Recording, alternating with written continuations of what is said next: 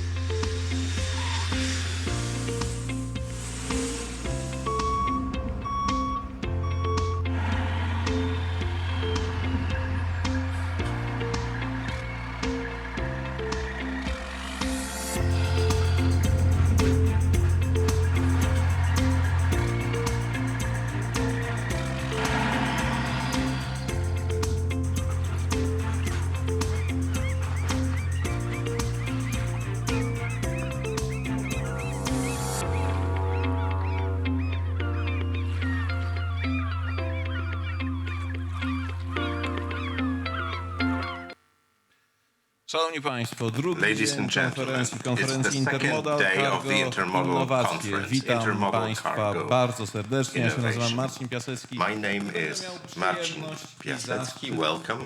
I'll have the pleasure and honor of conducting the second day of our meetings.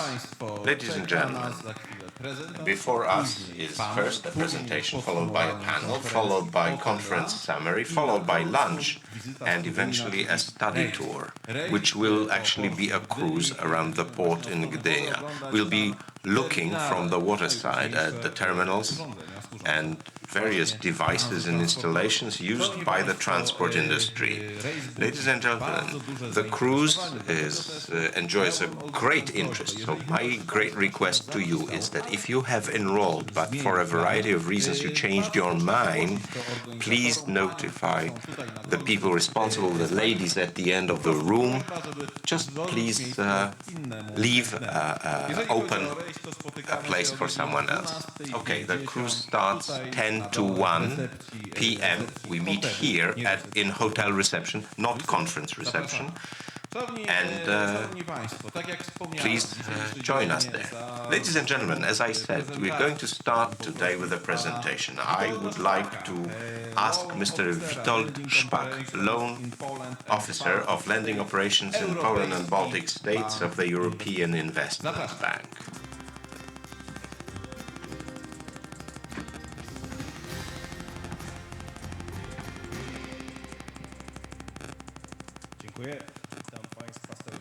Thank you. My name is Witold Szpak of the European Investment Bank, Poland and the Baltics, the sector which is exclusively public. We really work at a division of EIB which only deals with public projects. And my clients include the city of Gdańsk, the city of Warsaw, Toruń, Bydgoszcz, seaports, if we are to move closer to our sector, authorities in Szczecin, Świnoujście. We also signed co-financing with the Minister of Finance for the port infrastructure, and one company from PKP Group called PKP Cargo. Other companies of that group are my colleagues. W takim razie rozpocznę prezentację. Let me begin my presentation then. 8 slajdów. 8 slides, so I'm not going to bore you too much. A short presentation of the European Investment Bank. It's an EU bank. For over 60 years, we've been financing projects which support the directions of policy of the European Union, and our largest, strongest product is debt financing at on favorable terms. Of course, we have other products as well. There's the European Investment Fund, venture capital financing, equity capital, guarantees for small and medium enterprises. We also have consultancy. Jaspers is in the structures of EIB. In terms of volume and importance, the long-term debt financing is really our main product. The shareholders of the bank are the member states of the European Union. Now a handful of figures. Last year we granted financing for over 64 billion euro. Approximately 20% of this went towards the infrastructure sector, so 12 billion euro supported key infrastructure in transport and energy industries. Moving on to the Polish market, quite a considerable amount of money. 4.79 billion euro, of which 3.7 is EIB loans. Over a billion accounted for monies of the European Investment Fund. Moving on to some greater level of detail. So what did we finance? What did EIB finance in the year 2018? As you can see, 35% is infrastructure. The vast majority of this is that's the responsibility of my colleague from the division which finances Polish roads and Polish railways. Zdecydowana większość z tego So a vast majority to of this są drogi i goes infrastruktura kolejowa. 1 billion 700 of the 1,700,000,000 euros went towards roads and rail infrastructure. And this is probably the most important single slide from my presentation. Ze 114 projektów Of the 114 projects that involve the transport section, I allowed myself to select 13 przykłady tego, to co give you some of the examples w Europie of what w ubiegłym roku. EIB financed in Europe last year. As you can see, Przekrój jest there is bardzo quite duży. Od portów morskich, broad cross-section, starting with seaports, metro, through metro, underground railway, kraj, z którym Polska sąsiaduje, finansujemy a również country transport na Ukrainie, which is a neighbor of Poland, because we finance transport in Ukraine, infrastructure for samochodów elektrycznych, autobusów charging electrical cars and buses. 3 transactions on the Polish market, which I decided to quote here, is Silesian tramways, PLK GSM implementation, that is number 8, and number 9, Warsaw elektryczne w Warszawie. bus fleet renewal. It's electric buses in Warsaw, 130 of those, one of the largest tender offers of that type in Europe. This transaction was my project. I had the pleasure of financing it. Tak naprawdę na tej liście są tylko i wyłącznie te projekty. This list, in fact, only includes those projects which EIB finances directly. Projekt jest poniżej, If a project goes kredyt jest poniżej alone goes below 25 million euro, my współpracujemy z bankami komercyjnymi. then we work with commercial banks who are our partners, and we provide the so-called funding, Oni te mniejsze kredyty udzielają. and they Natomiast actually grant jeszcze raz podkreślam, the lower, proszę the zauważyć smaller rozpiętość bank loans. różnych But rodzajów please, infrastruktury once again, transportowej. note the span of the spread of the different types of transportation infrastructure that we finance. So much about EIB, so much about us and ourselves. Let's move on to the subject of this conference. Effective, cleaner, more sustainable transport is one of the largest challenges of our times.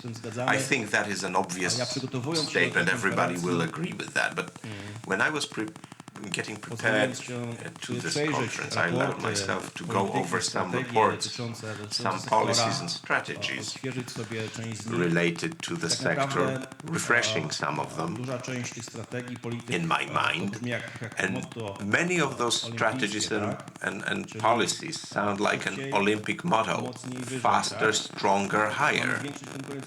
We are supposed to improve competitiveness of the sector. The sector is supposed to contribute to economic growth, but also at the same time we are supposed to reduce CO2 emissions. We are supposed to reduce dependency on oil and preferably also reduce traffic jams. These are very ambitious challenges. And there is a lot of work, I think, that would be involved. There's a lot of work ahead of us all. Now, if we move to greater details, some of the issues that caught my eye as I was going through the reports. In fact, all of those reports mention change. A change in the market structure, a change in the manner in which transportation services are going to be delivered. In fact, the only question that remains open is whether these changes are going to be implemented within the next 3 or 5 or 20 years. If it's 5 years, then obviously we should start getting ready now. If it's 20 years, perhaps we still have some time before we get going.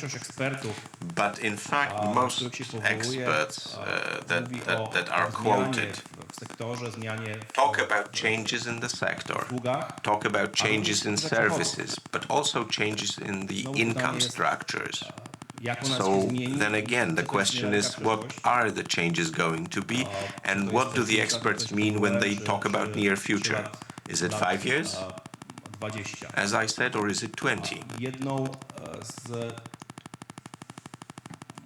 rzeczy, One of the things które stają się bardzo istotne i też są which istotne w become wielu raportach very przygotowanych important and potrzeby are Komisji now Europejskiej, visible in many reports to, aby commissioned by the promować European firmy Union z Europy is to promote wchodzące na businesses rynek z based in Europe which nowymi enter the market with new technologies czy dostarczające nowe usługi w or sektorze. new services, Żeby new for that tylko i sector. wyłącznie ogólnie o sektorze, ale Going away również, from very general odwołać statements się do about the czegoś, sector, but trying za co ja jestem odpowiedzialny, to relate czym ja to się something znam. that I'm personally responsible for, so something I know about. I Wydaje mi się, found że one ten szacunek to jest estimate. raport przygotowany dla I think this DG Research good and estimate Innovation, is one prepared for DG Research and Innovation in cooperation with EIB experts. mówiący o dostępie do This finansowania. report talks Czyli tak about naprawdę to, accessibility na czym ja of się znam i o czym tutaj funding, powinienem and this mówić. is something I know about, and this is something I should be talking about.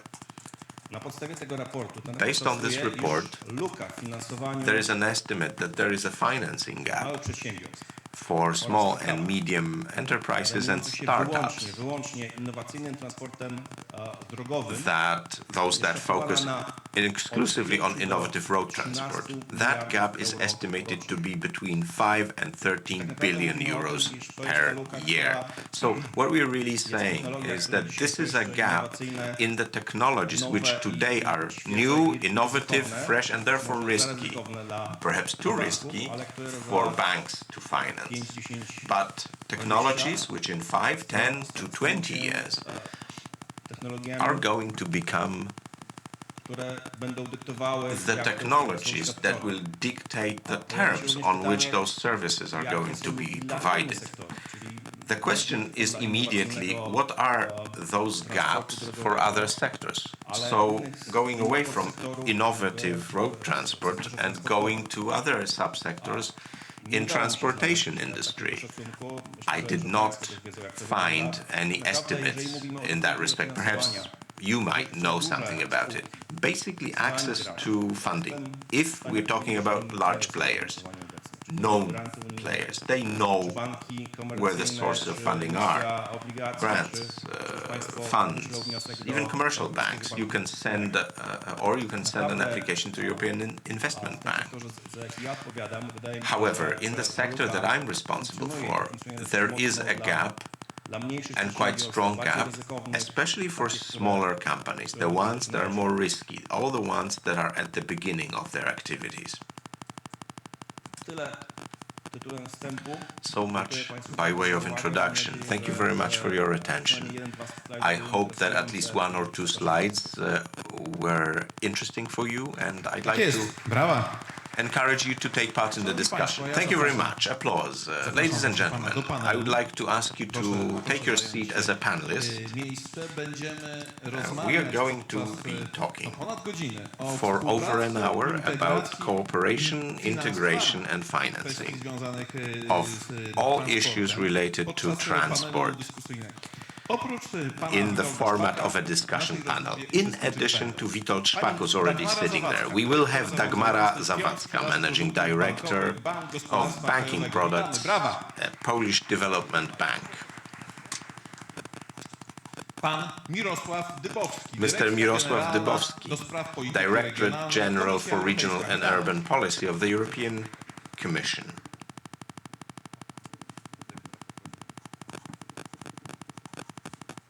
Mr. Łukasz Gańkę, President of the Port Authority of Gdańsk. Mr. Dariusz Stefański, President of PPC Intermodal SA. Please join us. And Mr. Leszek Jurczyk, Director for Strategy and Development at the Gdynia Port Authority. Zapraszam. Panie dyrektorze. Please take your seats. Director.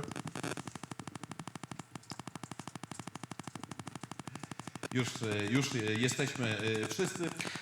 Szanowni Now that is all of us. And państwo. ladies and gentlemen, Może pociągnijmy ten wątek. let's continue with the theme that was mentioned by Mr. Witold Szpak just a moment ago during his presentation, because I believe that you, in a way, suspended a question. The large players will find funding, for instance, in EIB, but what about the smaller ones? The smaller ones who are now working on solutions that are perhaps very modern, very advanced, the startups. But EIB, perhaps they can't get money from EIB, so where should they go to look for the money? You are right. In fact, these companies do not have an option to go for apply directly for an EIB loan. So where should they go looking for it? They could use commercial banks as intermediaries. These are systems, these are structures in which the banks take the risk and we provide the funding. But there's also EIF, our daughter company, which provides financing for equity investors and venture capital, but also for investment banks by providing guarantees for some of the exposure of small and medium enterprises. Does it solve a problem? No, it doesn't. Where is the solution? The solution is in the market. I'm not a strong believer in interference.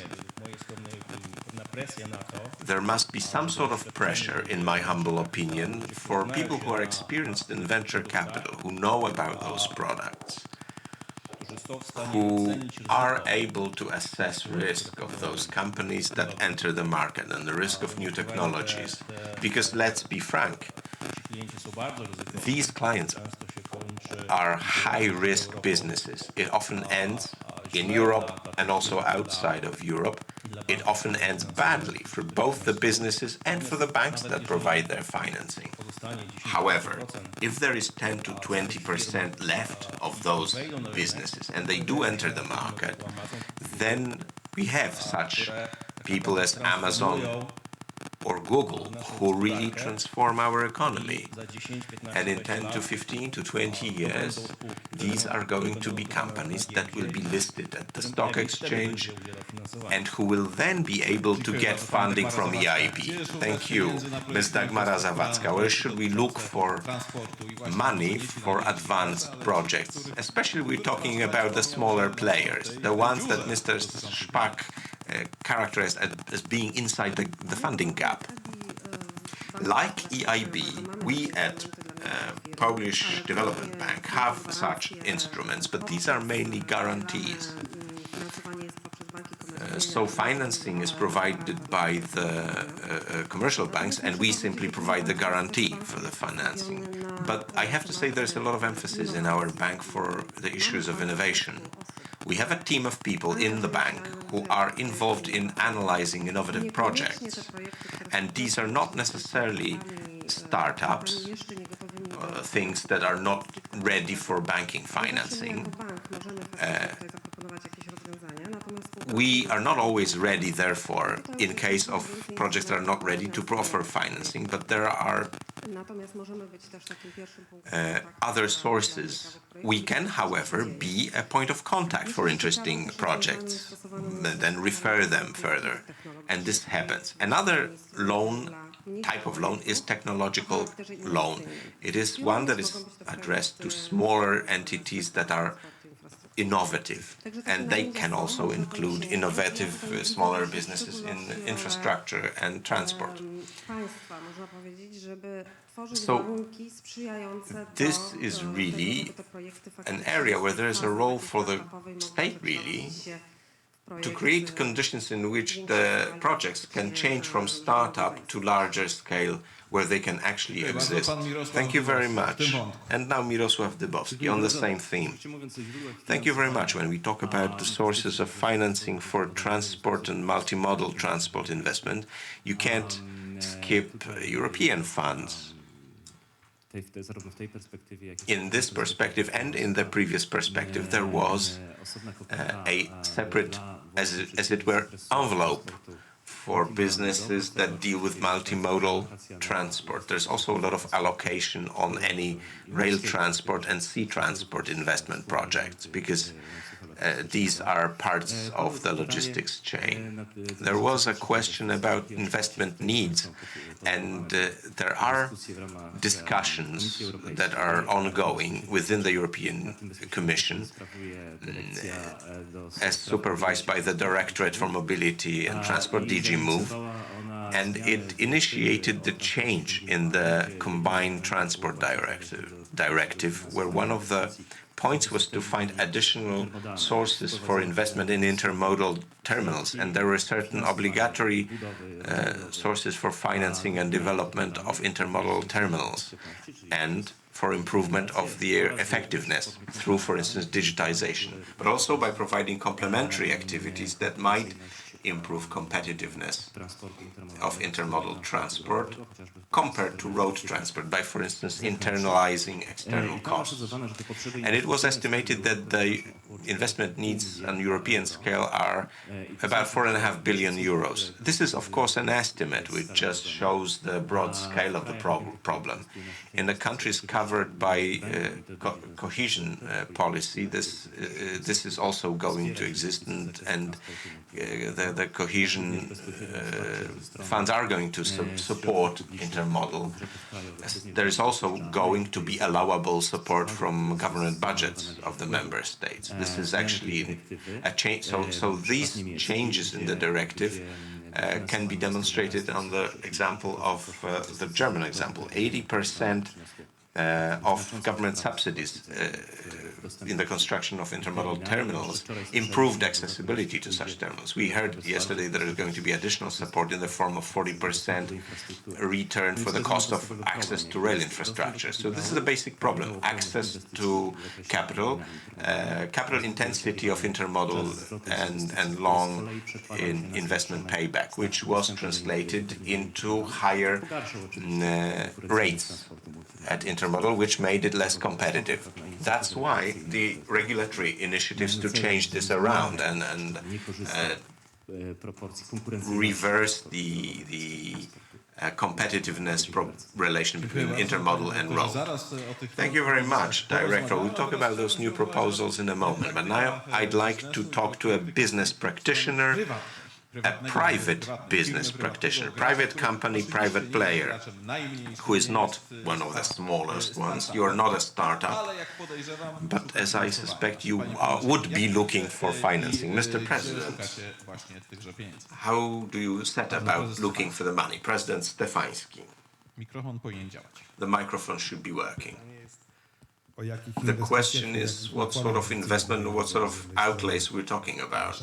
Is on the one hand side, our company builds an integrated network of intermodal terminals, so far in Poland, but possibly with influences in Europe.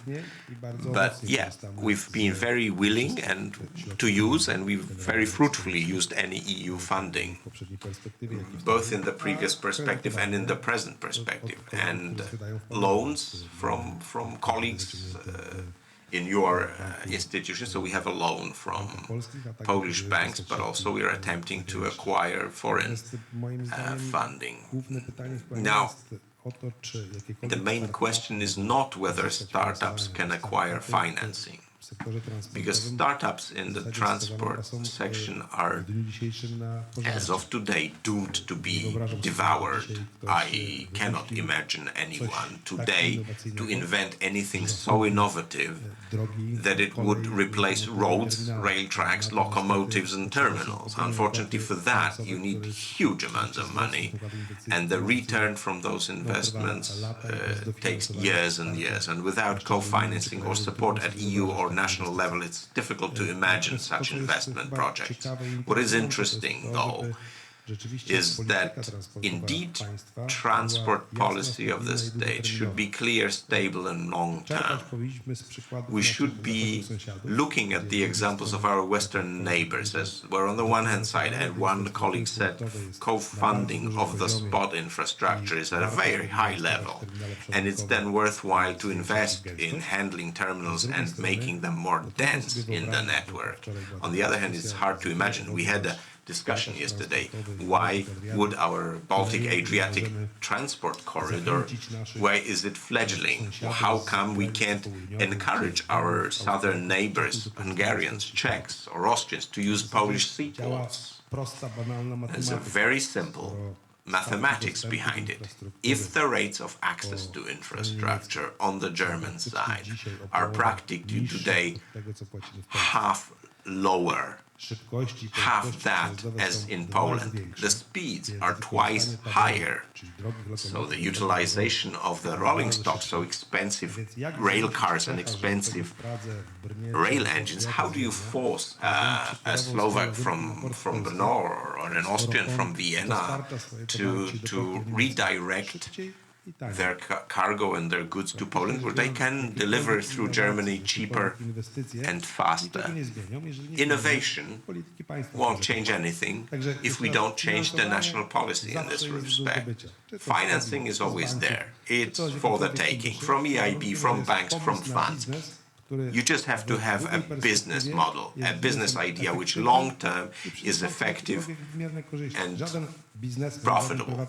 No private sector, no business person will be engaging in charity and spending their own money without seeing a potential return on investment in 5, 10 to 15 years. And today the problem is with the current approach to transport section on the part of the government, of the state. Without strong support of EU funds, no private investor would invest in terminals or in rolling stocks or in anything else, because the return on investment is zero. Thank you very much, Mr. President. Let's talk about this. Let's talk about the transport corridors. We did talk about this a little bit yesterday. Mr. President, I'm addressing President Grańkę. Is it really true, as President Stefański said, you in the port of Gdynia are developing quite strongly? Perhaps those projects are not necessary if there could be limited interest, if we could be losing competition with German ports. I think that development of ports, our ports, cannot be stopped, because the investment projects which are underway throughout Poland, rail, road, they are going to bring results. They're going to have an impact. We also are using our location premium. But I agree with Mr. President here that one very important aspect is the awareness. It's not just our company should approach return on investment that way. I understand that the private sector is looking at the issue of infrastructure accessibility, perhaps subsidizing the rates, and that private sector should be making money on that. But when we look at our return on investment, we are also looking from the perspective of the income from our infrastructure to the government budget. So our return on investment can, in my opinion, be 100, 200 or 300 years. What is important from our point of view is how quickly there will be tangible income going to the government budget. If there is money, customs, custom fees, and other payments worth 20 billion zlotys a year, So then, from that point of view, from the point of view of the state treasury, building a terminal for 10 billion will pay for itself in half a year. So you may be looking for some solutions where you could go and improve accessibility to rail, but you also have to look at what that might generate from the point of view of the government budget, because there is a number of individual elements. We are just a chain, a link in a logistics chain. We have the port, we have the wharves, we have the meeting point of sea and land, but there is road, forwarders, there is inland navigation, there is rail, they're all part of the same chain of supplies. And this single supply chain, that is what generates money for the government budget. And this is the broader perspective from which we need to be looking. And this is something that the Germans had seen earlier. We need to invest enormous money in land-based terminals, which will cause an increase in handling in their ports. This is why there are now subsidies for access to railway lines. Why? So that these ports are used. And this is what we are competing about in the EU. We are competing for those 20% that remain in the country which initiates this procedure. And this is what we are competing for. This is what we are fighting for. So in my opinion, we need to do all we can in order for the logistics chain to be shifted to our side, rather than looking that the port will put in some money. Well, we do have an obligation to do that. PKP, PLK will put in some money. They have an obligation to do that, but it doesn't matter, because in the balance of the entire country, it gives us a positive result. And in my opinion, these are the categories that in which we need to consider this topic. Director Jurczyk, Port of Gdynia. Mr. Director, what does it look like from your point of view? First of all, like President Stefański said, there is no risk there's a risk of losing against the German competitors, but we talked quite a lot about Klaipėda as well. But on the other hand, what does it look like to build a logistics chain? Because as we are saying, this is one of the main topics of our panel. Good morning. Well, everyone, I congratulate you on this conference, Madam Director. That's great what you've done.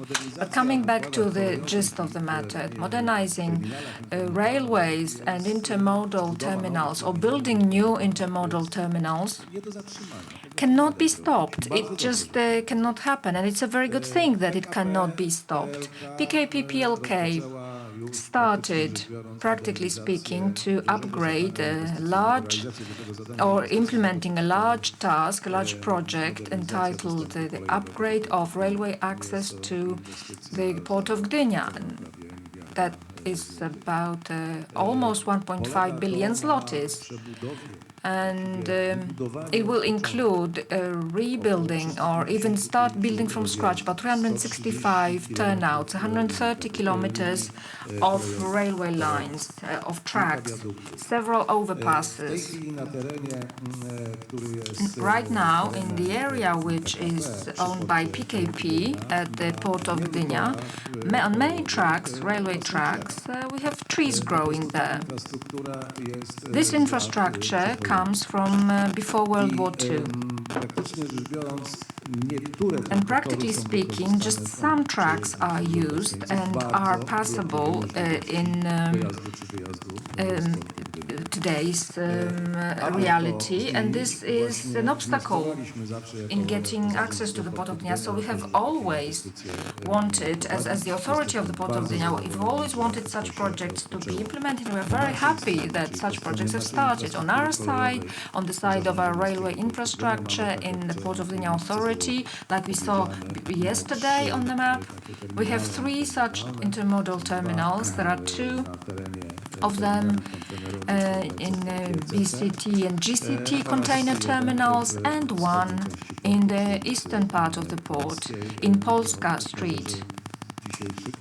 And perhaps when you have this tour of the port on board the ship, well, you may not be able to see those terminals. They are hidden from the water by the infrastructure of various buildings, but if there is a guide to this tour, they may indicate those places to you.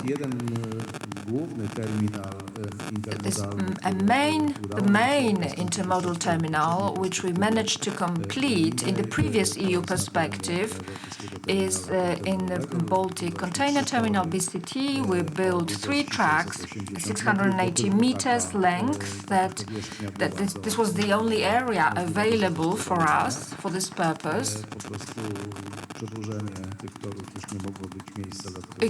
We couldn't extend this these tracks because this would be going to the land of the Polish Navy. Well, it's not 740, but it makes it possible to put in whole train sets by the operator of a train terminal. GCT, Gdynia Container Terminal, on the southern side of the container basin. They built an intermodal terminal with tracks as well. So, as it is today, all the projects that have been put in place to date and alongside those which are planned in the current perspective, and these are large ones, large railway projects about improving railway access on our infrastructure to western side of the port of Gdynia, to a container base with 7 long tracks to be built, a total length of over 4 kilometers, and there will be a new connection with PKP tracks. The area will be electrified, equipped with traffic control systems. This is a project that has practically begun this year. In the current financing perspective, the budget is about 60 million zlotys. Another project that we are planning to have funded by the EU under the Infrastructure and Environment, OP, that is an extra intermodal terminal on the southern side of the western hinterland of the port, that is the so-called, that is in Logistyczna Street, and we are also planning this project to be implemented with EU funding. Let me ask an additional question. You listed those projects, and that is great, it's very impressive, but on the other hand, could you tell us, when you invest in the port of Gdynia, is it that you get the feeling that you're becoming part of a system, of a nationwide system or even Europe-wide system? Or, like was said in the previous context, is it a spot-based or point-based project that your modern terminals will handle volumes in the port of Gdynia, but later on, when the train leaves the port, well, things may look different. Yes, we are thinking about it.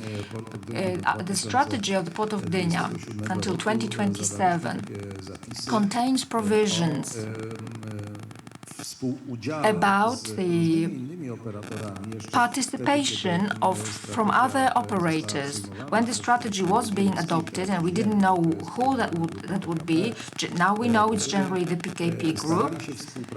We will try to cooperate in terms of organizing intermodal terminals outside of the area of the Port of Gdynia. That would be out there, across Poland. And we have to choose such directions which will make it possible to locally collect those dry ports from the area or collect the goods from those dry ports and ship them by the main railway lines to the port of Gdynia. That's an important thing that was discussed yesterday. To revitalize the old 201 railway line that comes from before World War II, and then a third track between Gdynia and Ostowa, because there is a big difference in elevation. But once we talk about cooperation in this panel, we signed an agreement with PKP-PLK in the spring of last year at a meeting in Warsaw. We met with the authorities, with the management of PKP-PLK, and we found out that they had a similar strategy in creating such intermodal terminals in Poland. We have it in our strategy, so we came together, sat down, and the first letter of intent, not an agreement, was signed in April 2018, which made it possible to continue. Then we signed an agreement between operators of handling terminals and other entities involved in Central Europe. We are also talking with the Kujawsko-Pomorskie region of Poland, and we are also discussing the possibility of establishing the first intermodal terminal there. Beyond Bydgoszcz, because we believe that the first such terminal should be located about 200 kilometers from the port, not any closer. So that is how we work in this matter. Thank you very much, Mr. Director. Mr. President, I saw out of the corner of my eye, I saw that you disagreed. Well, I am smiling when I listen to all of this. Oh, I don't know what to begin with. Perhaps that we should redefine intermodal transport, because to me, to talk about intermodal transport, there has to be a symbiosis where there is mutual benefit for all parties. There has to be a port on the side of the port to unload. There has to be the goods. Then there has to be some railway lines to be efficient in shipping. And then there have to be not dry ports. We shouldn't call them this. There are just cargo handling terminals. There we take these goods on the road, and then take them to the end consumer, or to the end user. So there has to be a collaboration between the railway and the road people, and most of all seaports and sea terminals, in order to take these goods efficiently out of the port. So to me, an idea for the first terminal or dry port to be 200 kilometers away, with all due respect, looking at what is happening in Europe and how Hamburg, Rotterdam and Antwerp do it, the first such dry port must be located as close behind the fence of a seaport or sea terminal, so that all goods from BCT, GCT, Auto Logistics and DCT Gdańsk can be consolidated somewhere. Because in order for a train to be efficient on a long route, in order for these containers to be shipped to Vienna, Prague or wherever else by rail, this train has to be full in both directions. And then it has to carry full containers. If we carry empty containers or we get just 50% capacity filled, then we will be pumping millions into this business and it will never be profitable or efficient. And unfortunately today our situation is that containers which come to ports, to Gdynia or Gdańsk terminals, when a train is supposed to leave to Poznań, Gdynia, Gliwice or Prague, there are either A, too few containers for the train, or B, too many of them. In both cases, there has to be room somewhere close to the port, as close as possible, to consolidate these containers and redistribute them between sea terminals and port hinterland. And as long as we don't understand this and we don't subscribe to it, we won't be building intermodal. We will be building isolated railway lines and isolated motorways to each sea terminal. And the state may spend money for 100 years more, and intermodal will never be efficient. So, with all due respect, but I cannot subscribe to such ideas at all, and I can't even understand them. Well, please don't put away your microphone yet. I need to ask an extra question. Well, to be honest, I don't feel there's a deep contradiction between what you said and the speaker before you said, because you seem to be going in the same direction. So how should we do it? Those solutions that you mentioned, which can be described as a strengthening of efficiency of the whole process, where we are lucky or unlucky in that we have two ports distant with a distance of 25 kilometers between them. They should sit together at a square or round table and consider where and how they want to be serviced and handled, because in the near future, because if they don't find a solution for that, and they would still be debating how to accept more goods from the sea and goods that cannot be serviced on the land side efficiently, then I'm sorry, but I won't be surprised that the Gdańsk and Gdynia ports efficiency will not be as impressive as today in the coming years, because 2 million TEU is what we can carry and handle. Can we handle 4 million, 8 million, 10 million, 12 million? And this is the direction we are going. If we want to have more, the question is how to do it. So the first question, Gdańsk and Gdynia. As regards seaside or sea services, terminals should compete as much as possible, but that's what competition is about. But in terms of the hinterland, you need to work together. They need to work together. And the first dry port, and this is what we are have been saying for many years, and the first contact point for these two ports are the area of Pruszcz Gdański, Zajączkowo-Tczewskie, and in Zajączkowo-Tczewskie we have the first railway hub, large railway hub in the north, and we should be having projects, PPP projects there for years, where you need to restructure this hub, add a section of the road to get access to the motorway, and to build a huge dry port, which will service Gdańsk and Gdynia, so that in 5, 15 and 20 years, these ports can continue to develop and attract cargo. So this type of dry port at the back of Gdańsk or Gdynia cannot, without such one, either Gdańsk or Gdynia in isolation in 5 to 10 years will have no chance for further development. If anyone has counter-arguments, I'm willing to listen, but I don't think there's another road.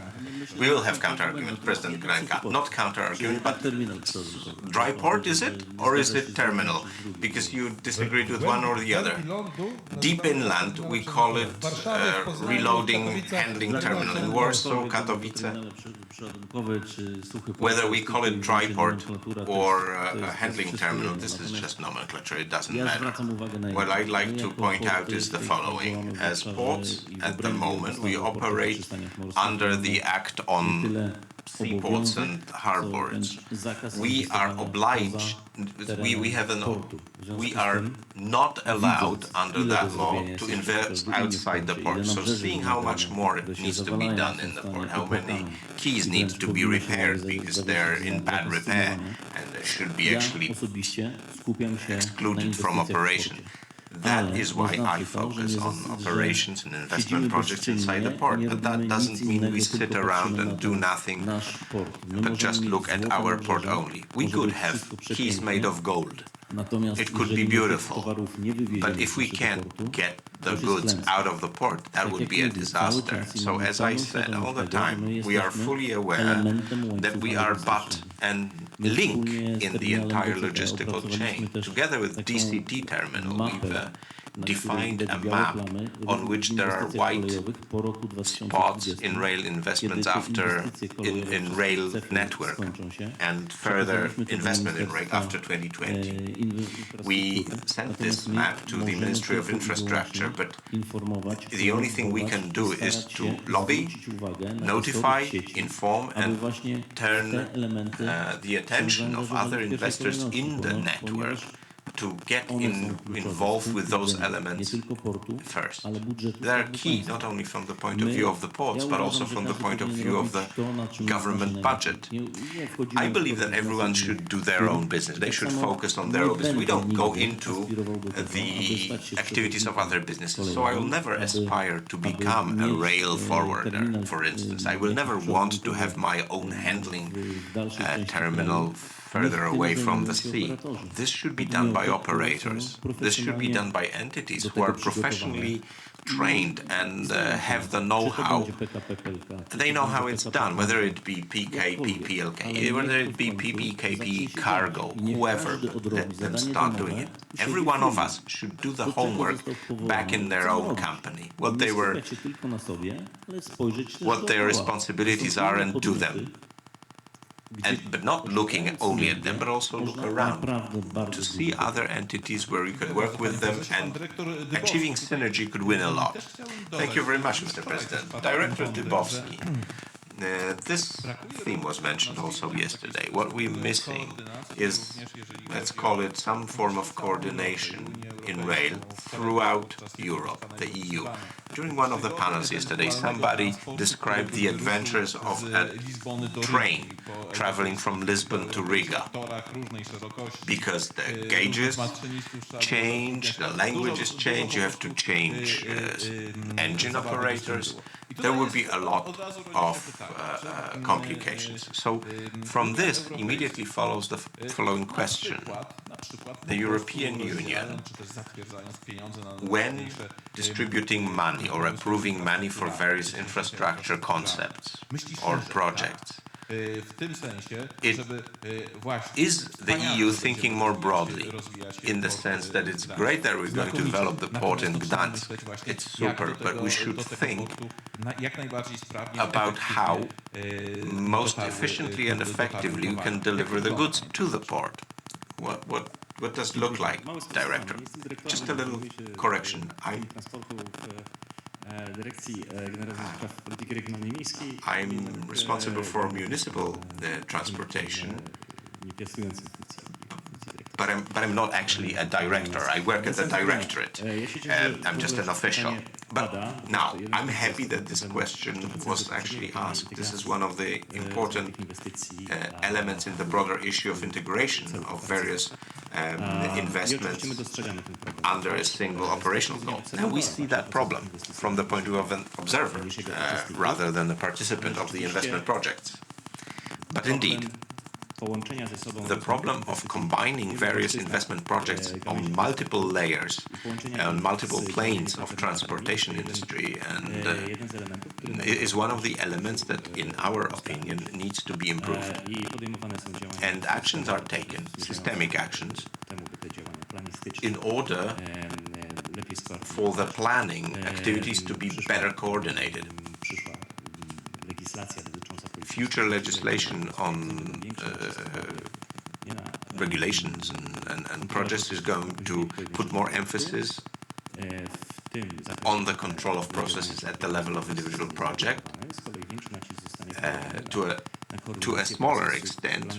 To a bigger extent, it's going to put an emphasis on coordinating the various projects within the European Union and within the member states, which is going to be made to be an important condition for acquiring funding. So this is a way, in order to explain more practically what it will involve. Today we have a number of investment projects that are co-financed from EU funds, which in fact are mutually or interdependent. But they don't have a lot of they don't have a lot of time, they don't spend a lot of time together, and in the investment project they are usually looked at separately. So there is a section to Emilianów, then there is another section of rail that is connecting Tri-City ports, then there is another one for external port in Gdynia, and then we have projects which already are underway to improve rail access to seaports. Now, if we look at the investment plans as a whole, it turns out that all of those investments are going to be spread over multiple years. We would probably need better coordination of those processes so that so that we achieve the effect of synergy. The second issue is that there are certain commercial or operational parameters which are perhaps not always included together in a consistent manner. So certain projections should be done along the entire transport corridor, including all of the elements of infrastructure and all of the determinants of the traffic, including organization activities. Because what is really a determinant for competitiveness of multimodal transportation? It's time, competitive in terms of time, competitive in terms of cost, and reliability.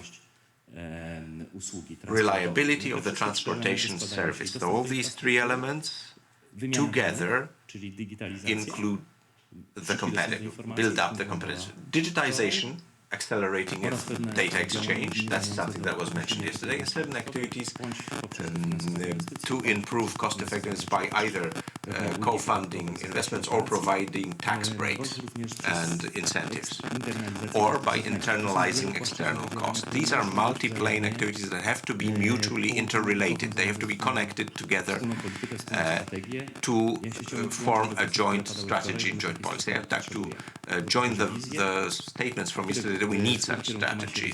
We need a vision in which about the direction in which multimodal transport is supposed to be developing, in which direction we should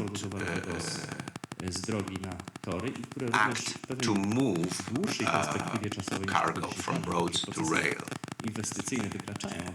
Now, investment projects that we're talking about go beyond the time horizon of 10 years. So we need, by doing so, to provide certainty to private investors and therefore allow us to make rational investment decisions. Also, then again, looking short term with certain guarantee or high probability of well-integrated activities of government intervention in promoting certain investment lines. Let me ask you just one more question before I give the floor back to you, but I'd like to ask one question of Director Dybowski. Do we have the time? Because we're talking about a very distant future, but on the other hand, one of the fundamental assumptions of the European policy in general is environmental friendliness. And here, the time is running out. The vision that you just presented, it seems, is for decades. Shouldn't we really try to implement some activities for a shorter period than decades? Of course, yes, we are running out of time. EU policies assume that by 2030, at least 30% of cargo traffic for a distance longer than 300 kilometers would be shifted from road to rail. And by watching the progress in achieving this goal, we see there are significant threats that it will not be achieved. Therefore, certain activities are undertaken also pan-Europeanly, not only with regards to cohesion policy.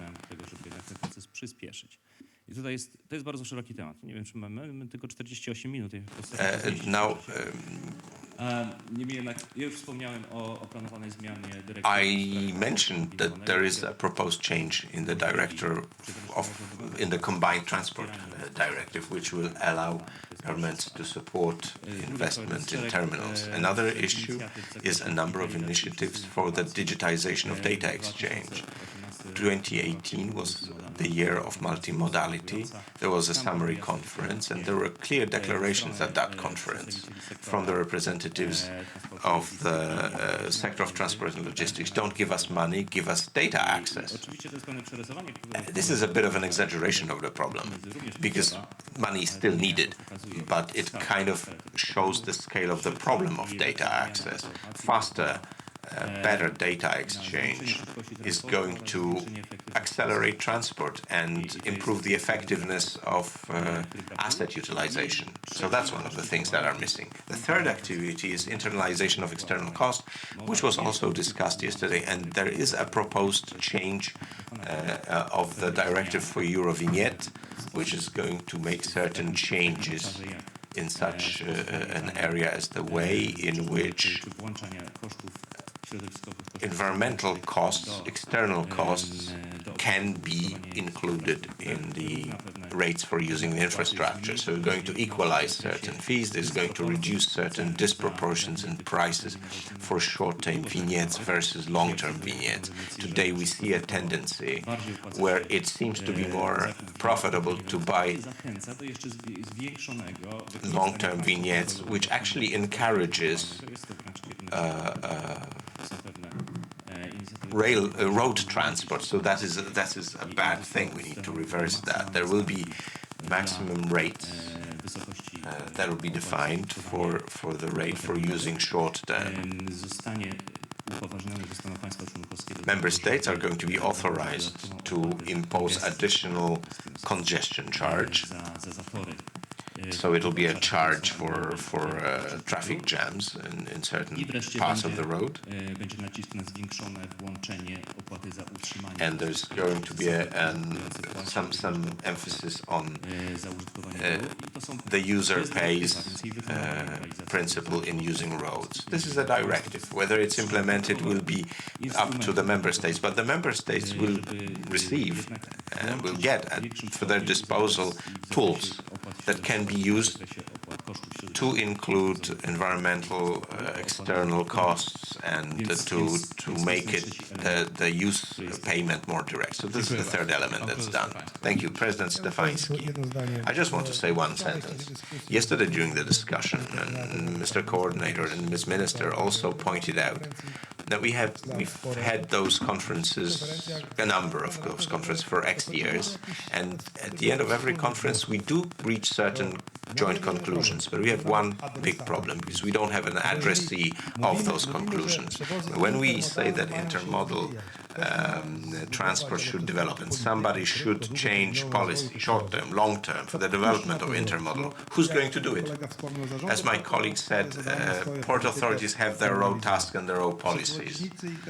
Intermodal operators do whatever they can, best they can, but who at the government level? For instance, the postulates from today's and conclusions from today's difference, who would be the addressee of these conclusions? Who at the government level today understands intermodal transport, their idea, their philosophy, and how to make them develop? If for 10 or 15 years we are not able at government level to build a 2-3 person department of professionals who could provide some information to this or that minister.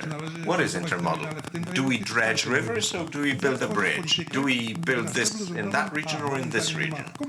At government level, I believe there is zero understanding of intermodal transport. Nobody knows what it's all about. Also, there is no one to provide information, advice or consultancy on the direction in which intermodal should develop in the next 15, 20 years. How do we build transport policy and European challenges if today we do not know? Maybe any of you know. Give me one name. Who do I go to with the postulates from this conference?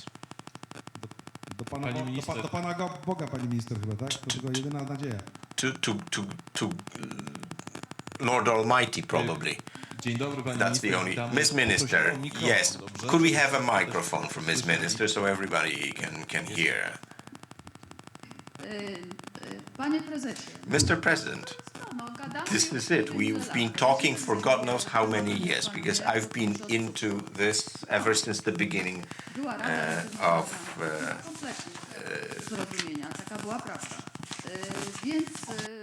of Center for European Union Transport Projects.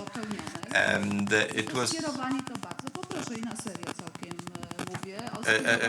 please send those postulates, and I'm serious about this, and conclusions from this conference to 3 ministries.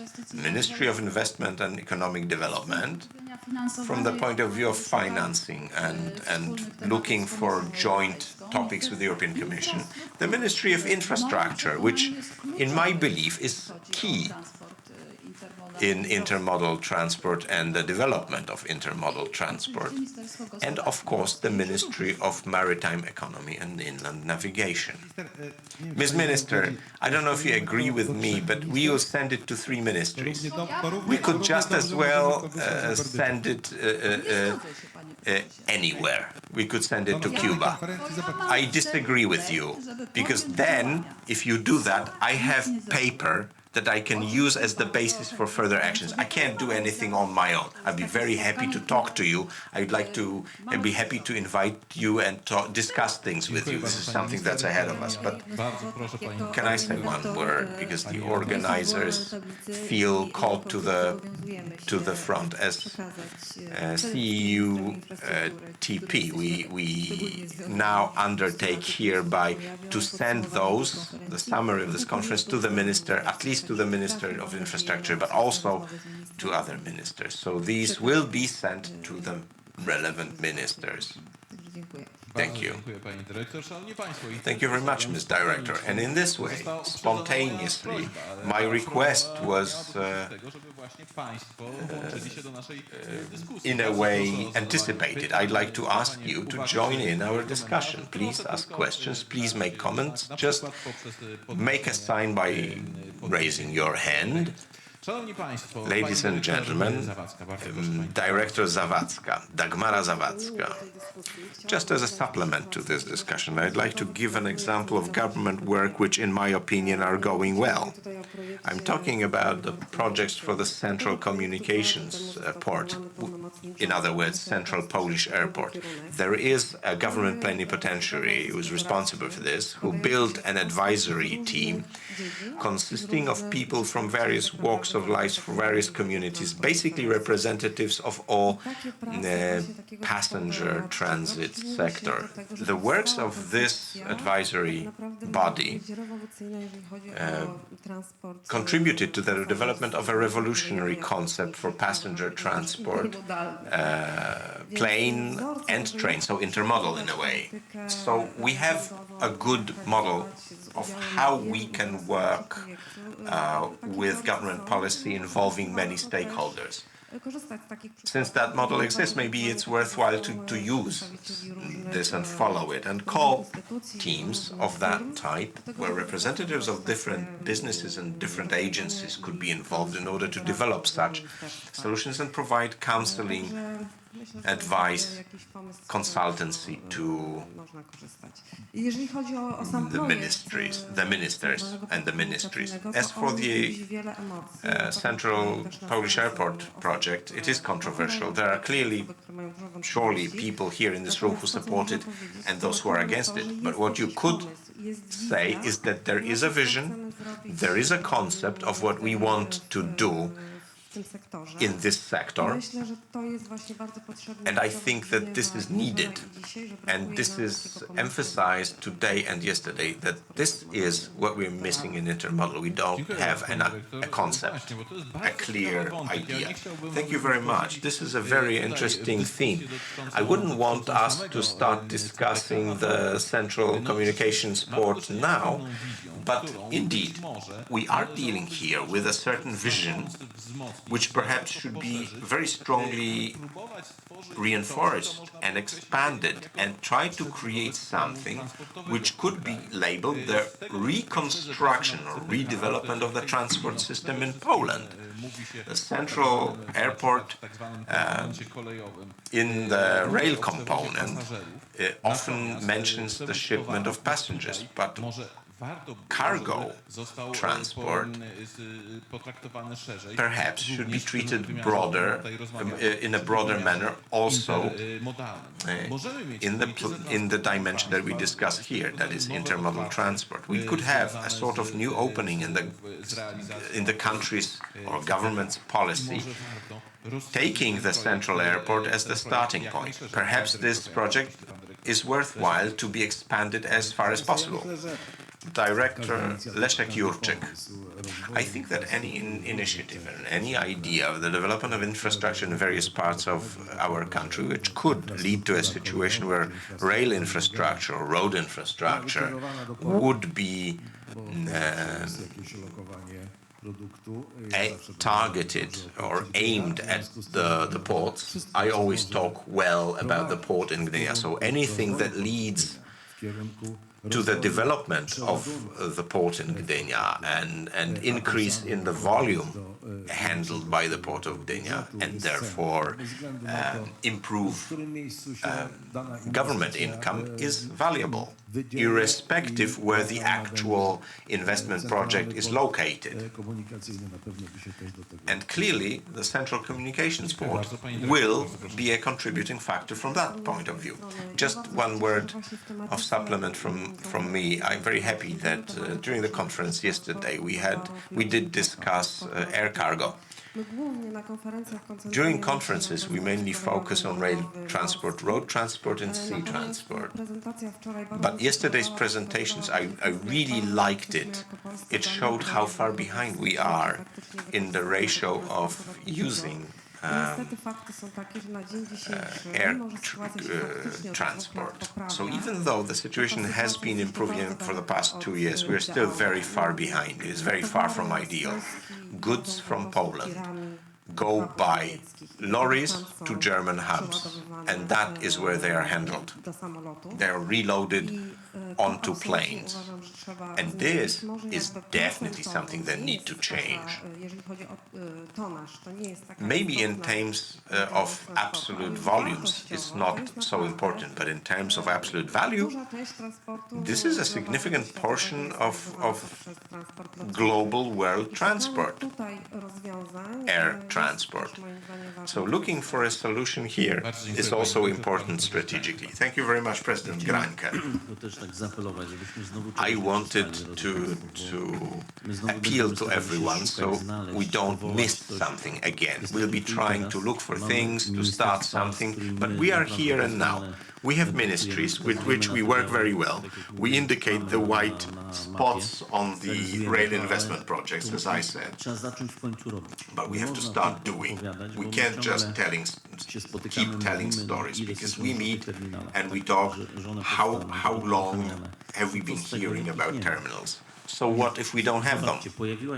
Now, see, there is the one road Belt One Road initiative. Why is it bypassing Poland? Because we don't have terminals. We see the cargo. We see that they go to Duisburg first.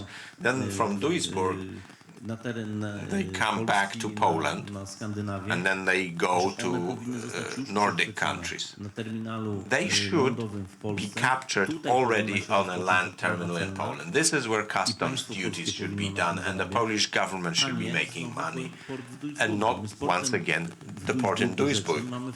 The river port with Duisburg is the same type of problem for us as Hamburg used to be. It started at some point providing services to the Polish and Nordic markets for all goods that come from China. We have to wake up. We have to start doing. I don't believe we don't have land in Poland. Why do you think we don't have the terminals, or not much is happening? As I say, seaports are not responsible for the construction of terminals, but there has to be a message. We need terminals. Why? Because the Polish budget, government budget, is losing money. We have to. This has to be done now. Thank you very much. And now, President Stefański, you mentioned many times that government support is needed, but how is it supposed to be done? Where are we missing it? Why don't we have the terminals? If it was such a good business, there would be investors, private investors, who would go into it.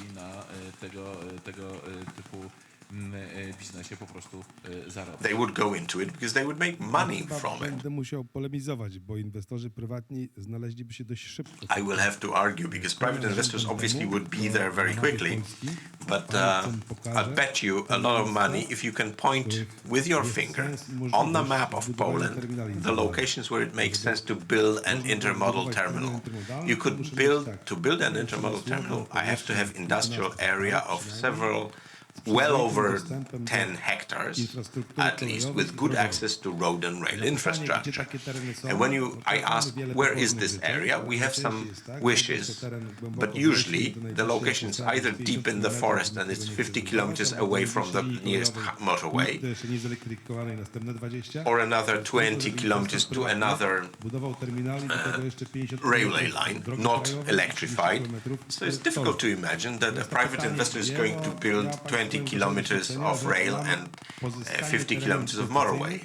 I can also tell you from my experience that acquiring investment plots takes 5 to 10 years. First, you have to start buying agricultural land, not even buy, sign preliminary contracts, then wait 2-3 years until the spatial development plans change. Then you have to go with the transaction.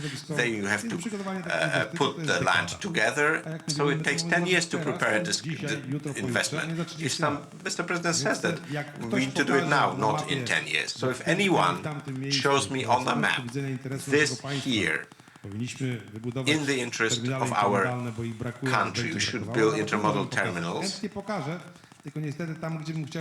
I can even do that. But when I would like to build something, either the land belongs to the companies that belong to the state treasury and they're not interested in selling, or the land is not there, or it's not prepared for investment. Że będą aplikować do kolegów z CUPT-u o środki unijne i będą inwestować, kiedy nie bardzo jest gdzie.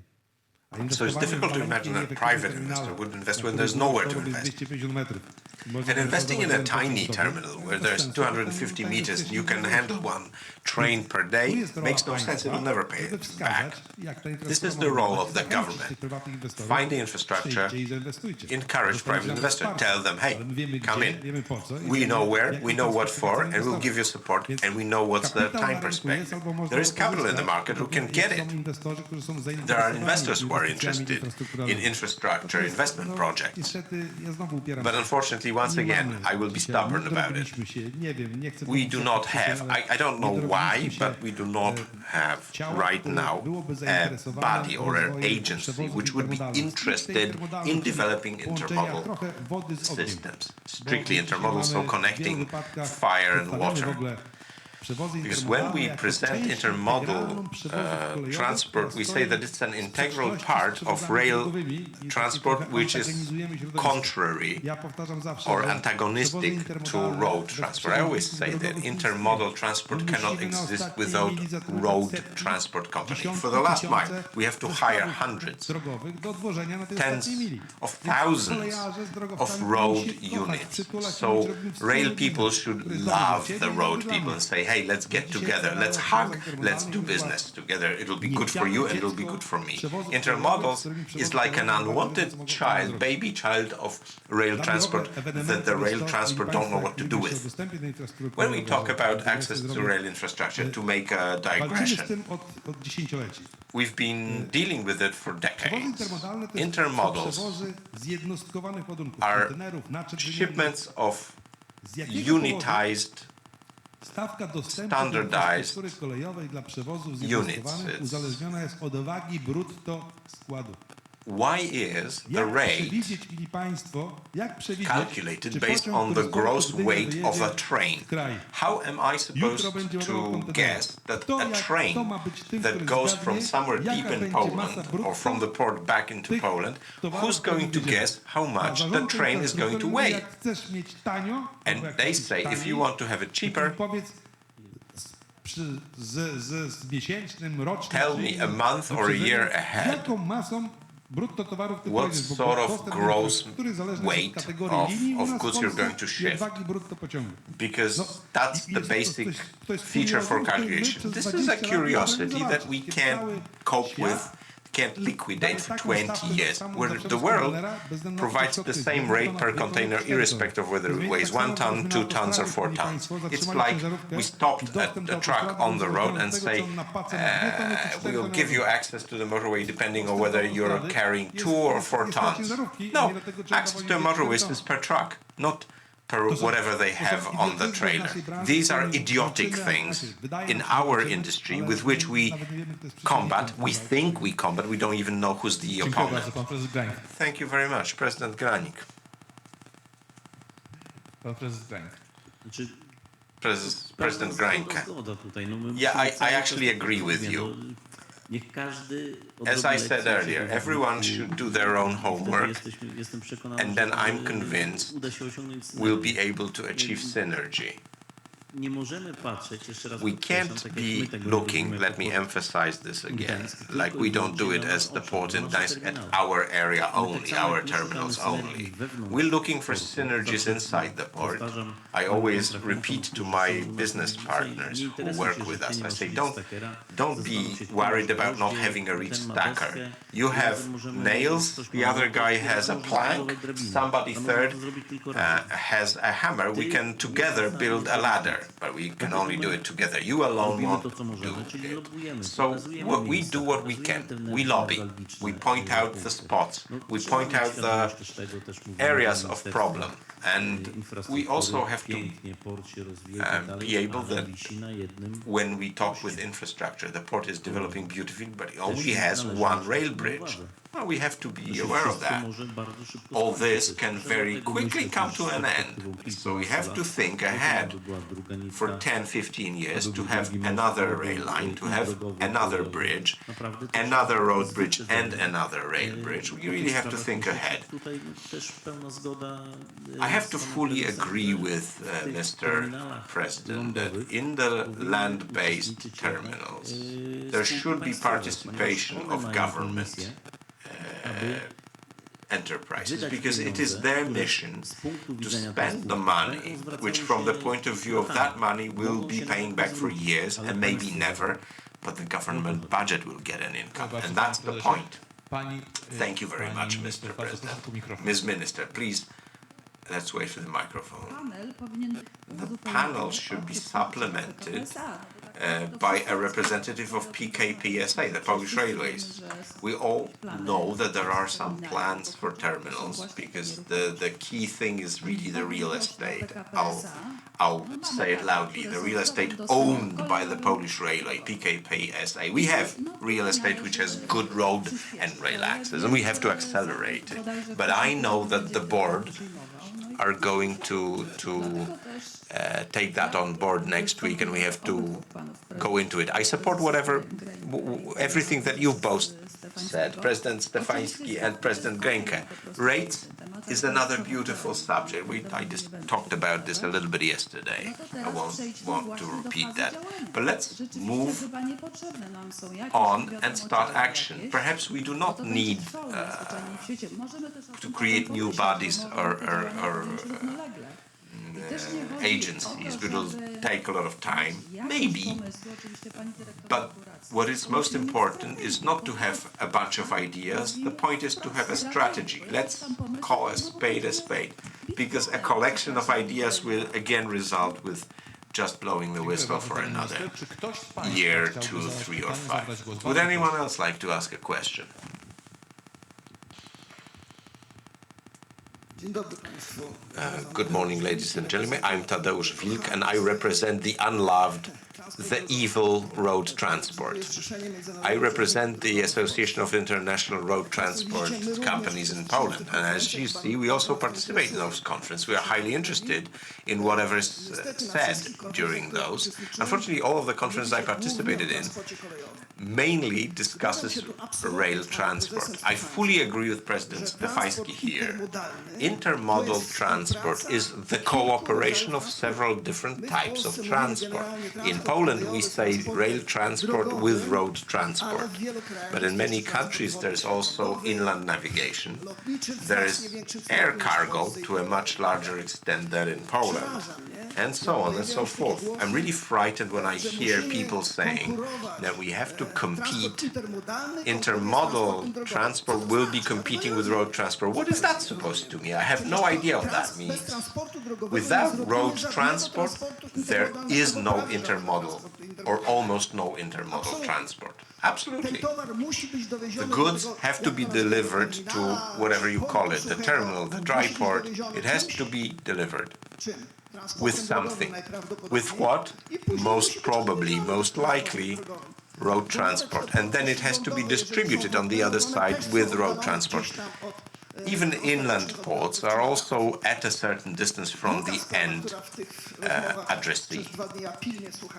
Another issue that comes up and has been coming up during those 2 days is that we begin to reduce intermodal transport to the movement of containers only. And that's what I heard yesterday. Somebody said that containers and only containers. I can't remember who that was. But my colleague here, who also represents road transport, but talks about it more broadly, we have trailers that we put on rail, and this is a very good solution. We take the entire trailer, we put it on a rail car, we take it, we roll off. It works very well. We can't just say that intermodal is only containers. And I liked very much the statement of one of the gentlemen here from the European Commission who said that initially there are patchwork investment projects, and from the patchwork you move on to the network. I think we should think differently. I believe that policy involves both long-term and current. Above all, whenever we have a policy, we have to have a strategy. The EU does have some strategy. We don't really think that is the right strategy, or not completely right for intermodal, that on the basis of the European strategy, we should develop our national strategy to agree something beforehand, so we don't end up with having discussions like the one between the presidents from Gdańsk or Gdynia. Where do we go with the dry port? I agree with you. Before you said that, I was saying that Pruszcz near Gdańsk would be the best. That would be the best first location. You could put everything together in Pruszcz, outside Gdańsk, outside Tri-City. Those gentlemen, however, should work on the strength of national strategy, and based on national strategy they should be looking for those locations. Then we would know what we're looking for. We talk a lot about north-south, Scandinavia, south of Europe, but for Poland the main transport direction is Russia, Germany, west-east. Although there was a statement by one of the ministers, whom I respect very much. For Germany and for Russia we've built a lot of roads, let's now build for ourselves. No, we have to build roads where there's good business, where we can do something with those roads. How long we've been convincing everyone so to be able to put cargo that goes from the east through customs in Poland? No, we can't. They go to Germany. They go through customs in Germany, then they return to Poland. The 20-25% stays there. So once again, in my opinion, we should be talking first about strategy. I agree with you. It should be not 3 ministries. Maybe 3 ministries could be doing it. maybe 5, but there should be one person we go to. And from that person, we should be referred to the ministries that will be involved. The strategy and policy is always at the beginning, I think. And once again, my request, let's not make competition between intermodal and road. I have a question to the port authorities. How much do you ship out of your ports by road and how much by rail? It's not going to change overnight. Let me answer. We have a pipe, so... Okay, yes, you do. In Poland, in general, 80% of cargo is moved by road transport, 80% of the volume. You can't change that overnight. Thank you very much. Director Dagmara Zawadzka. Thank you very much. I looked at statistics yesterday from over a dozen years of transport in Poland. In 2004, we had twice as many goods shipped by road than by rail. Now it's 6 to 7 times more. So I think this is not a good trend, and I think everybody will agree that we should definitely, I agree with you, you can't change it overnight. We shouldn't have an idea, and we should have strategy of how to assure balanced development rather than where road transport is developing steeply and rail transport remains stable. Clearly, the change in the rates is necessary. We need to reanalyze the way the rates are built. As a bank, we analyze financial statements mainly. We look at the financial statements of cargo transport company and passenger transport company, and we see it on their balance sheet, how much, how big the cost position is for access to infrastructure. Without it, we will not have balanced development. It is quite imbalanced right now. In that context, right now in the European Union, as you all are aware, there is a project underway which is called Mobility Package. We expect for this package to limit in Europe, it's not economics, it's politics, politics of individual countries, because Polish and not only Polish transport companies replaced to an extent transport companies from Western countries, so they are trying to limit us on the market. But it is going to be implemented with high certainty, and I don't think in the new parliament we'll be able to veto this, although we hope we will. In this context, I'd like to say that as road transport community, we count on intermodal, we look at intermodal, because when the mobility package in the current form enters in force, it will become very difficult for us, it will be very complicated. Obviously the businesses, I'm emphasizing this, who purchase their road stock for with their own money, not with subsidies. They took loans they had to repay. Then they are not going to just give up on it. They will want to use rail transport because that will allow them to meet the requirements, for instance, the resting time for drivers. So we also go with it. There are, of course, certain conditions. We can't pay more for moving a trailer on rail more than we would have paid for moving it on the road. The second issue is the time. I can't have a situation where I can take 1 day on the road through Poland, across Poland, and 2 or 3 days through Poland, across Poland, on rail, because the time and money are decisive. Okay, President Stefański and then Director Jurczyk. Just one sentence. I agree with you 99%. Just one issue that we share. When our road colleagues get to us in intermodal, we increase intermodal transport, we'll have one big shared problem. Access to the network is one thing, intermodal bill of lading. Because today we are talking about intermodal, we've been doing that for years. And at the European Union level, what do customers expect from us? Please imagine, they expect that they will do intermodal, but this will be a CMR from the first mile. So a bill of lading that is accepted by banks, insurers, and all the rest. That's the CMR. This is a road bill of lading on the first mile. That's a document with which a container should travel across Europe, because this confirmation of this letter by the recipient is a confirmation that the goods have been delivered, despite the fact that this container went on 2 trains, 2 barges, and went to the final user by a completely different track. And this is what we have not been able to sort out on the European level. Thank you very much, Mr. President. Director Jurczyk, I would like to mention 2 items that you and Madam Ministers referred to. Roads, by all means, you are right, they are very important. And in improving railway access, this large PKP-PLK project in the Port of Gdynia area will make it much easier to go in and out with railway.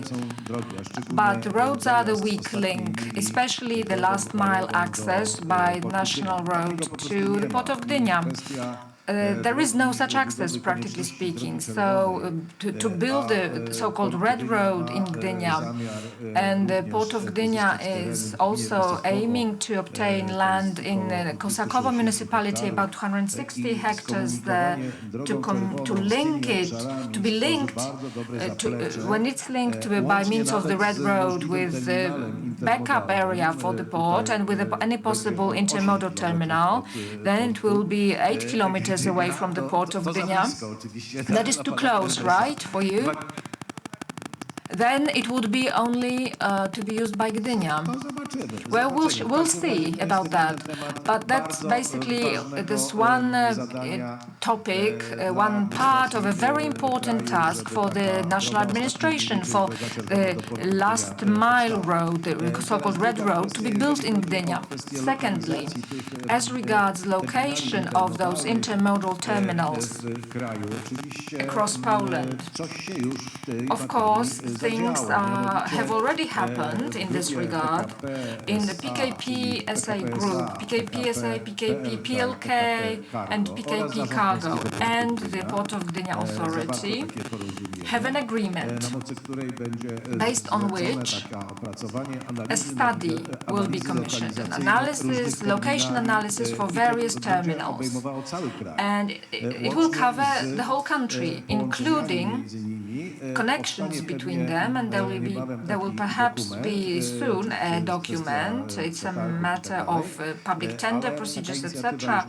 But the initiative is already out there, the agreement is there, and the Port of Gdynia Authority will also be there for the main stakeholders, PKP Group, PKP Real Estate does have such land, and this land is usually very well linked with railway lines. I'm not talking about the technical condition of those lines, though, and it's not out of the question that such locations can be selected and destinations can be selected that are close to main road hubs. So this is happening anyway, and I think that if a similar conference is held next year, we will know where the best locations would be for those intermodal terminals. So something is already happening in this matter, and those 4 institutions, PKP SA, PKP PLK, PKP Cargo, and the Port of Gdynia Authority are participating in this program. Thank you very much, Mr. Mirosław Dybowski. Thank you. I would like to respond on the issue of competitiveness. Well, I'm very happy that you contributed. I'm also happy that you've given us some statistics, because they show us well what disproportion there is between and the advantage of road transport between rail and rail. It's not about pushing road transport out of the market, it's just about keeping the right proportions and balance between the various modes of transport. And in debates which also the European Commission organized, the people from the model transport and logistics sector indicated a main issue for business, and that is lack of clear rules on how to do business.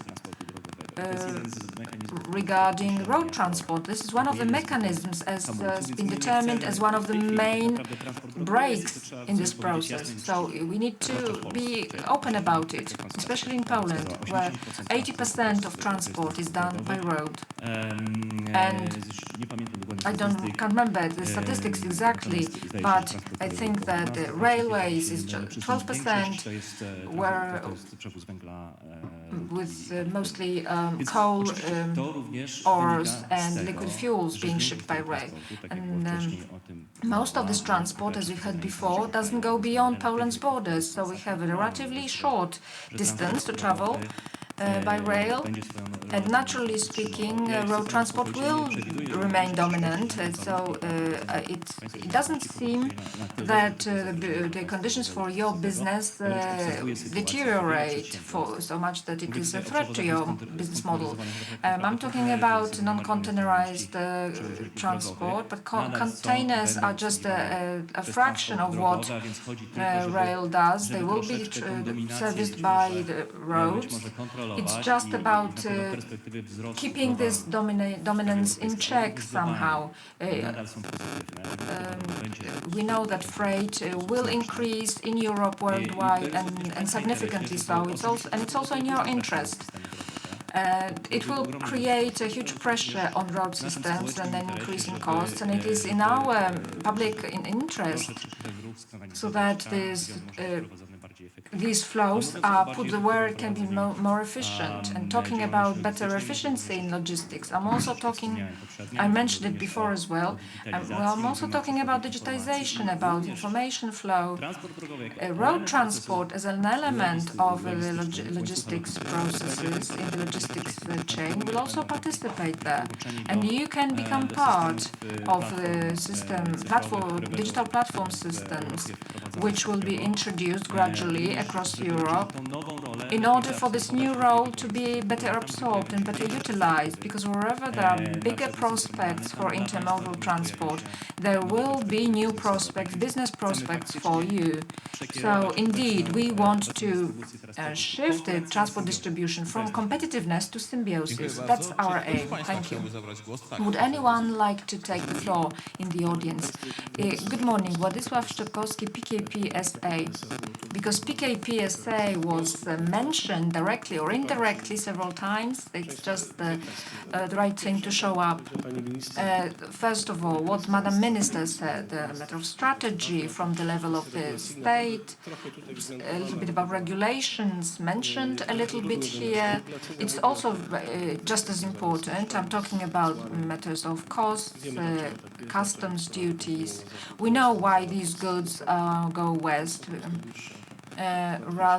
rather than staying in Poland or going further across Poland, because the procedures are easier there in the West. But let me explain the situation on PKP. President Stefański and some panelists yesterday complained about PKP, saying that PKP has very good land and doesn't want to give access to it or sell it. This is my summary. I'm not sure if you agree, but this is what it should be put as. One important thing that we would like all the panelists to honor and respect, PKP and PKP Group companies, even PKP PLK, there are some disputes whether it's part of the PKP Group or not. These are real-life companies which have to follow the rules of business and accounting. There are no special different rules for state-owned companies, understood as commercial law companies. There are no special accounting rules or funding available. So if someone complains and says that some owner, in this case PKP SA, has land and doesn't want to sell it, the answer is very simple. Perhaps they have a better idea for it. You need to look at it like this always, or they have a different partner, or perhaps the conditions, the situation. Someone mentioned 100,000 in lease fees. and this land is worth 100,000, or they simply don't use an equivalent market-based contract. I confirm what Mr. Director said. There is work ongoing on an agreement to analyze on a general scale across Poland of what is referred to as extended port gateway. I think I put it correctly. This is going to happen, presumably. This is more of an operational internal level, but without going into all those topics and details, the matter of strategy and matter of regulation seems to be the most weighty. I'll emphasize, we are no different than any other business, and we have to follow the same rules as you, and the fact that we are state-owned means that we have to, it's a bigger burden yet. And for 2018, PKPSA gained a positive result. I'm not sure if you got this news yet or not. This is good news, but because of the profit of 2018, we covered the losses that we've had forever. And the 2018 profit allowed us to cover all that. So this shows you how we've managed to succeed after the company's been transformed into a joint stock company. The trend is not beneficial, and the first investments were put in roads, and they were built earlier, and they profit from it because they are used. If the first investments were in rail, we would probably have a reverse situation today, or at least a more balanced situation. Thank you. I hope I haven't gone beyond my time limit. Thank you very much. Anybody else? I think not. We have just 3 minutes left in our panel. May I? Oh, I'm sorry, I haven't noticed. Good morning, Paweł Rydzyński, the Association of Transport Economics. By way of summary of the whole conference, or perhaps even yesterday's first panel, 2 comments, drawing your attention to 2 issues, which, if they are not solved, they can be a very significant issue for not just intermodal transport, but railway freight overall in Poland. First of all, leaving urban areas. Today, we have noticed that the situation is improving a little bit. The new tracks in Krakow, the plan to build a 3rd track on the 201 line between Gdynia and Gdańsk-Osowa stations. The exit from Warsaw towards Białystok, 2 new tracks. But taking into account the problems that come up when producing train schedules in urban areas, and the fact how big the largest urban areas grow in Poland, we can be concerned that this problem will progress and deteriorate, and if no extensive action is performed by building new train tracks which separate freight from passenger traffic completely, we can have a very serious problem over the next dozen or so years,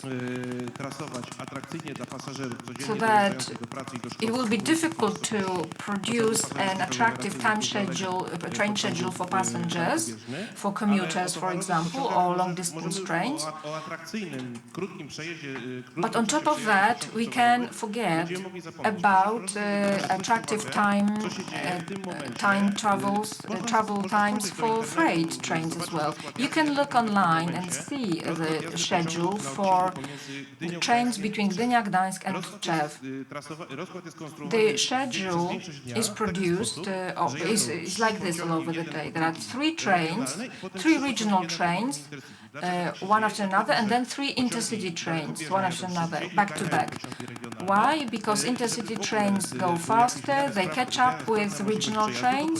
So in order for any fluidity there, regional trains have to be packaged together, and they leave within 5-10 minutes of each other, almost back to back, and then there's like a 30-40 minutes break in between those packages. So this is the one important thing, and then there is a limited and more problematic capacity of railway lines which take trains, freight and passenger trains, out of large urban areas. And the second thing, which perhaps now is less of an issue than in previous years, it was a dangerous phenomenon, which was already pointed out, like the length of stations for freight trains. The problem related to reducing the capacity of stations, and in some extreme cases even removing the station completely, where train track sections were refurbished. There were such cases in previous years, that there were upgrading projects for tracks, and that's where the passenger traffic is going a lot faster, but on the other hand, from the financial point of view, some stations are removed completely, with just passenger stops remained, or perhaps there's just one extra track on each side. The result is that even today we come up against an issue where regional trains go less frequently, but long-distance trains catch up with freight trains, and you don't have anywhere to put them, and then the schedules get even less attractive. Let me give you an example. I'm now on a team which works for the Polish railway lines and is preparing a pre-project documentation for Rail Baltica trunk line. We are preparing at this section between Ełk, the city of Ełk in Poland, and the border with Lithuania.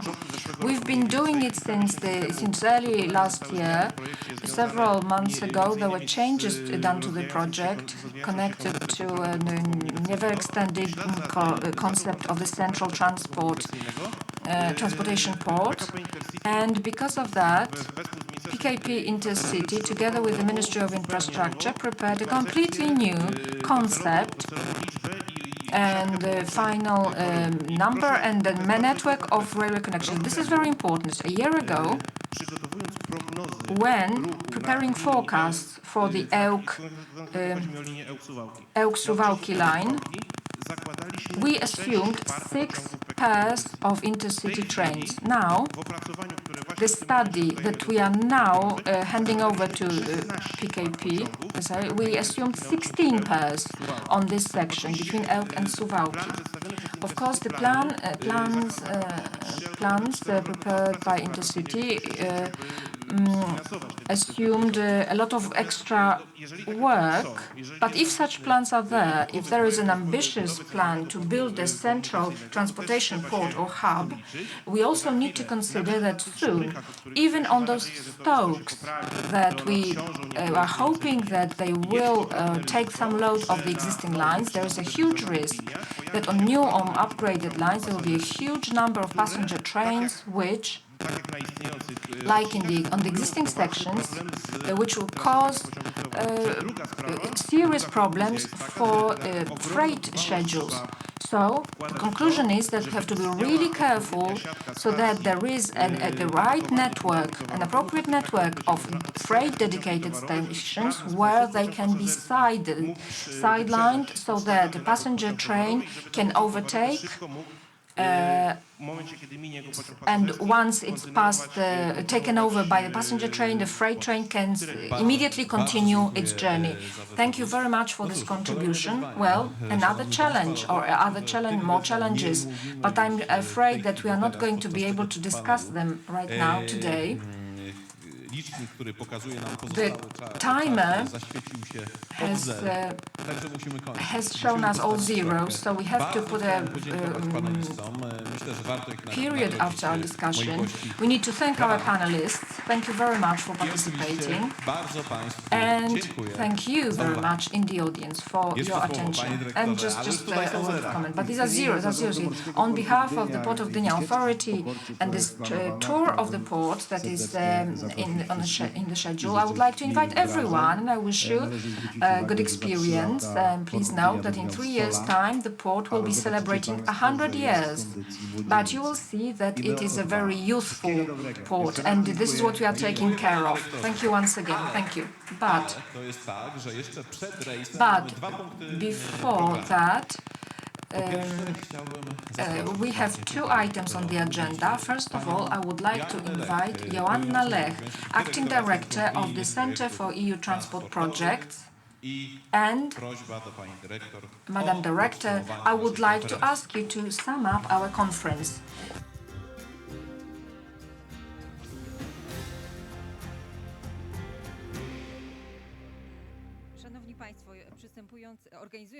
When organizing this conference, of course, we were wondering whether it would work out, whether the subject is worth addressing, if it's going to attract interest, but today I'm in no doubt anymore.